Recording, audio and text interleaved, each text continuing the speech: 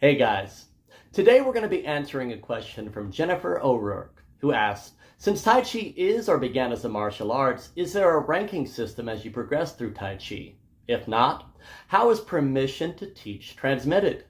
That is a fantastic question, and there are a lot of answers.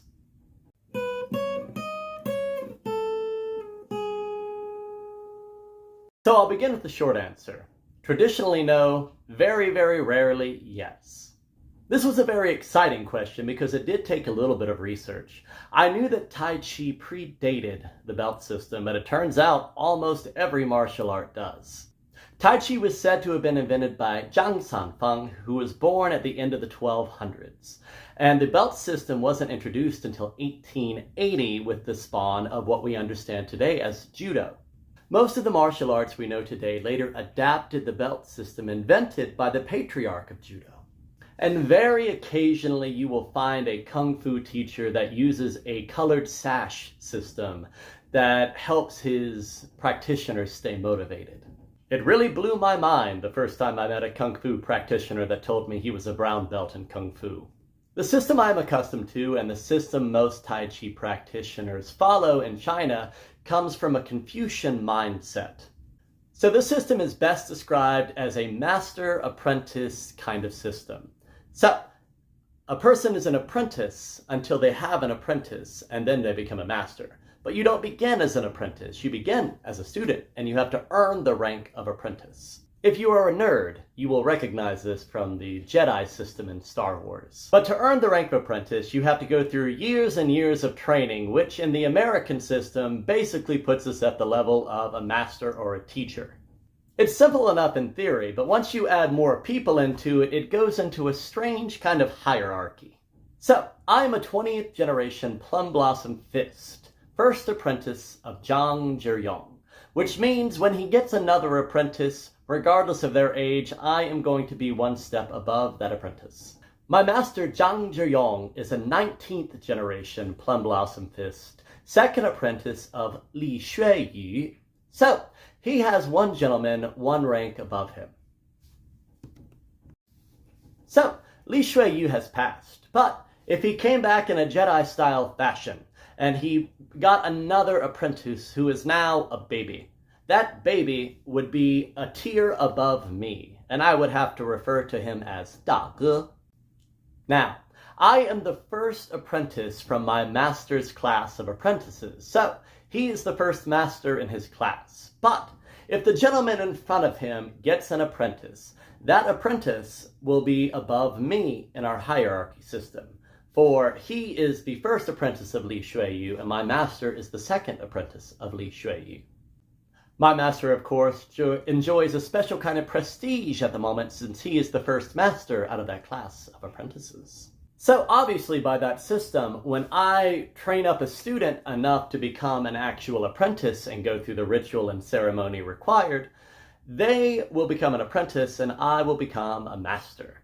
And when they get an apprentice, I will by that system become a grandmaster. Now, different masters have different standards, but usually there are tests that the Brotherhood require of you to get into the Brotherhood, and most of the patriarchs have to agree to a person getting into the Brotherhood. Now, when I say Brotherhood, that is what it's traditionally called. Women are allowed in the Brotherhood if they meet the requirements necessary.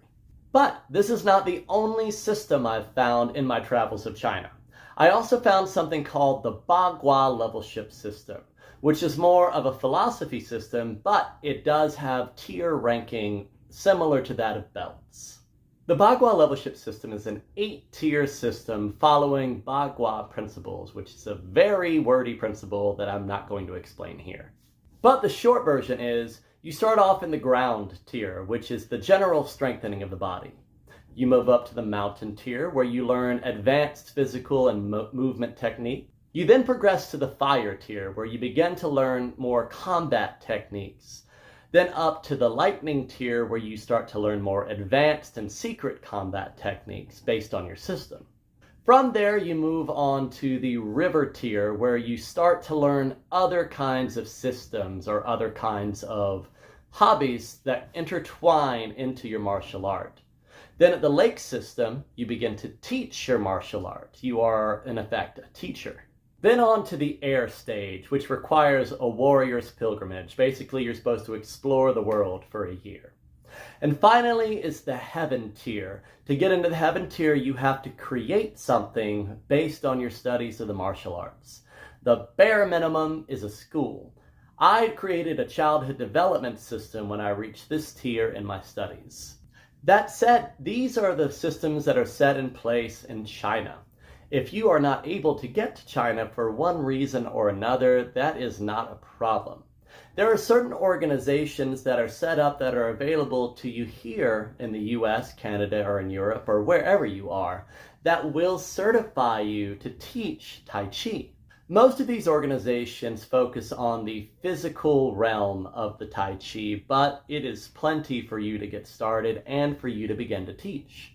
But here is the deepest secret, and it would not be very Taoist or Zen of me not to reveal this. All of these systems that I have named and that are put in place and have been put in place for hundreds of years are illusionary. People can throw belts or certificates or titles at you all day long, and that is not going to be a true measure of your progression through Tai Chi. Tai Chi was invented by a monk-like people who prize above all else the cultivation of character and a specific lifestyle. So, the change in your character, wellness, and specific lifestyle are going to be the true measure of how you're progressing in Tai Chi. How are you feeling? Is your balance improving? Are your joints feeling better? Do you feel more calm and invested in what you're doing in life? Are the philosophies from Tai Chi entering and seeping into your lifestyle? These are the kinds of things you need to look out for, and they are going to be the true measure of how you're progressing in not just Tai Chi, but really any martial art or any skill. And when you've learned for a long time, and when your answers to any of these questions is at least, not bad, you can start thinking about teaching people. There isn't really a governing body in the shadows that's going to jump out of the bushes and prevent you from teaching if you feel that you're ready. In fact, a hard-learned lesson from every master will tell you that you are not going to know anything until a student has asked you a question that you were not prepared for. You're going to make errors. Students are going to notice the evolution of your style and will say, "Oh, why didn't you teach me this thing a year ago when I started with you?" You're getting better. And most importantly, you will not always have an immediate answer. The important thing is to never give up, don't panic, and understand that to be a teacher in these arts, you are going to have to be an eternal student, studying forever. The one word of warning I will give you if you decide that you are ready to teach. Frederick Bastate once said, "The worst thing that can befall a good cause is not to be skillfully attacked, but ineptly defended." Please be sure you haven't just learned Tai Chi moves, but you've actually learned Tai Chi, and it's become part of your lifestyle. So thank you to everyone watching. Thank you to Jennifer for your fascinating question, and I will get to your other question later. If you like this video, please like and subscribe, and I will see you next time.